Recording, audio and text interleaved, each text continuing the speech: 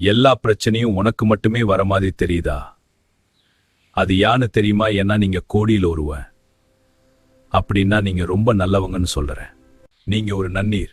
உங்களை சுத்தி கடல் மாதிரி சாக்கடை கூட்டம். அப்போ நீங்க மட்டும்தான் தனியா இருப்பீங்க. உங்களை சாக்கடையில கலக்க வைக்கணும் தான் நினைப்பாங்க. அவங்க நாண்ணீர்ல கலக்கணும்னு நினைக்க மாட்டாங்க.